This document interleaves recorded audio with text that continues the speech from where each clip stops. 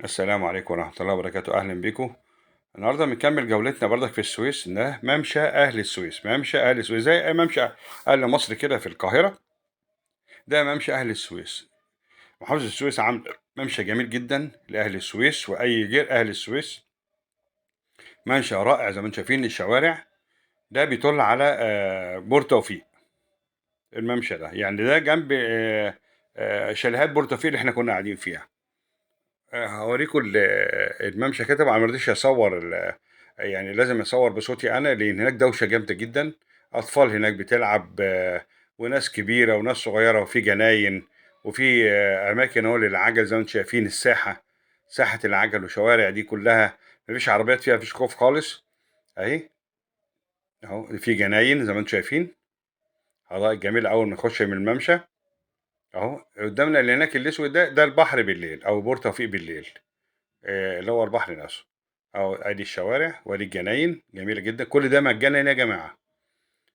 مجانا. محافظه السويس عاملاها لاهل السويس مجانا. مفيش حاجه بتدفعها. نخرج نتفسح ونشم الهواء براحتنا، والجو جميل جدا رائع. اهو بصوا بقى العجل. العجل ده عجل عائلي زي ما انتم شايفينها كده. عجل عائلي يعني العيله كلها ممكن تركب العجله ويسوقوها. الاب والام يسوقوا والعيال قاعدين فرحانين ما بيسوقوش. هم عليهم مكان كده في مقدمه العجله. هتشوفوها في عجله تانية او كل مجموعه اسره قاعدين واخدين الجنينه. والناس عايز تقعد في كافيهات يا جماعه، في كافيهات كبيره اهي في وسط الجناين. دي بفلوس اعلى شويه. وفي كراسي دي بتاعت الممشى. جميله جدا. ممشى الكراسي دي رخام. قعدات رخام كده جميله. هوريها لكم بره احنا ماشيين. وفي كراسي الكافيهات حطها برضك هناك، ما بيجبروش حد على حاجه. اللي عايز يقعد على الكراسي يقعد. طبعا بيجيبوا له مشروبات سعرها حلو حسب ما سمعت. انا ما اتعاملتش معاهم بصراحه لان الموضوع كله كان جاي يعني في ساعتين ثلاثه بالليل.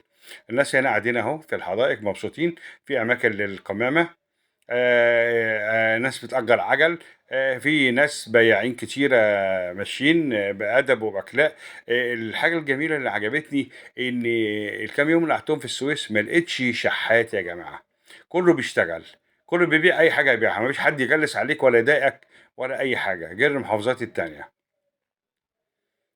أهو شوف العجلة العائلة أهي ملونة أهي وبتبقى ماشية منورة كده جميلة. الأسرة بتاخدها. بياخد نص ساعة مثلا ب 30 جنيه ب 40 جنيه. حاجة زي كده. أنا ما جربتهاش بصراحة.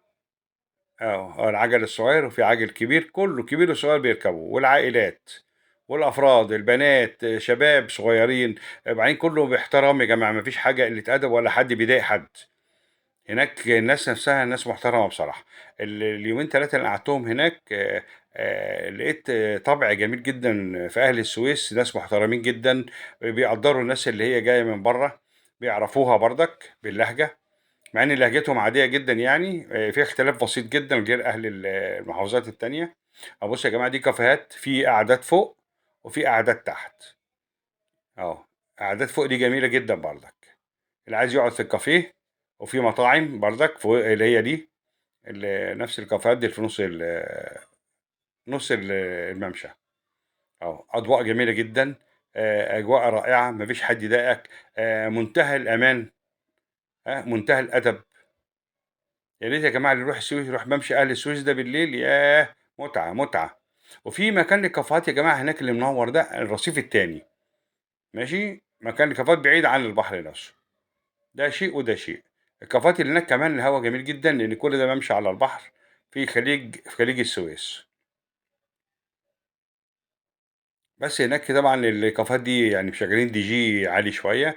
فطبعا اغاني طبعا ونشر. فاضطريت ان انا احكي معاكم الايه واوصف لكم ممشى اهل السويس. اهو.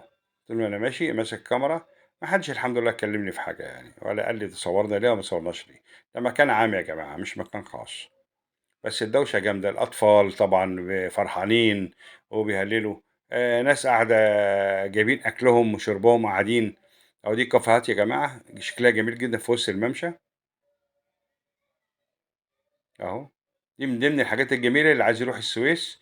مدينة جميلة ورائعة ونضيفة جدًا. في صناديق قمامة وكده. بس هي الناس برضك في يعني ما تزعلوش مني في إهمال برضك من بعض الناس. إمم. أهو أدي العجل أهو، ده عجل ثنائي، ممكن أخ وأخوه يركبوا مع بعض أهو. في منتظرين أهي العجلة العائلية يا جماعة أهي زي ما انتم شايفين، واحد ومراته وولاده. أماكن جميلة جدا أهي تاني أهو زي ما انتم شايفين، بحاول أصورها لكم بسرعة طول ما الواحد ماشي. جو رائع. ده منظر تاني بردك، فيديو أنا حاولت ركبتهم على بعض في نفس الوقت. بص القعدة هنا بقى على الكورنيش أو حاطين بقى الكافيهات فيه حاطين، لكن في قعدات رخام عادي، اللي عايز يقعد يقعد، وأماكن كتيرة متوفرة. لكن اللي موجودة فيها الكراسي دي اللي شايفينها أهو، في ناس قاعدة على الرخام أهو زي ما انتم شايفين، قعدة رخام جميلة.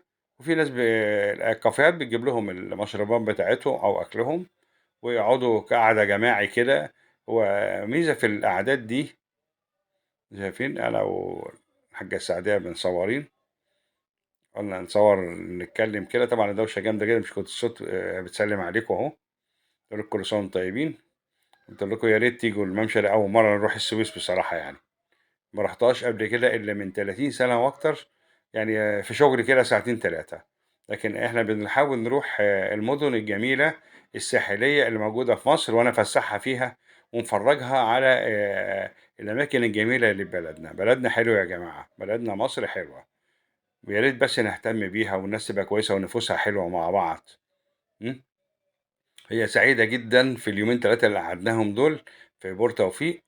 من بلد جميلة أهل السويس، ورحنا للسوق السمك كذا مرة، ورحنا الأسواق الشعبية والممشى، غير الشط أو البلاج برضه الجميل، والقعدة فيه بالليل في شاليهات بور توفيق.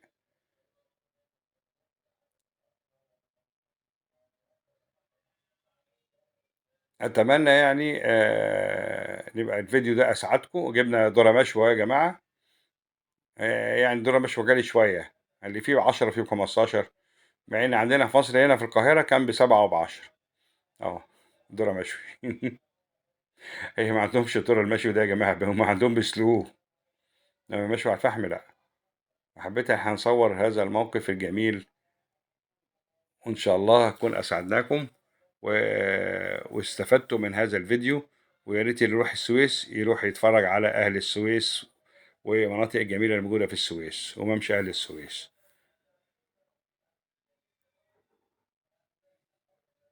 أهو زي ما وريتكم الأجواء جميلة جدا، أجواء حلوة جدا، والهواء كان جميل. إحنا كنا في شهر 10 يا جماعة.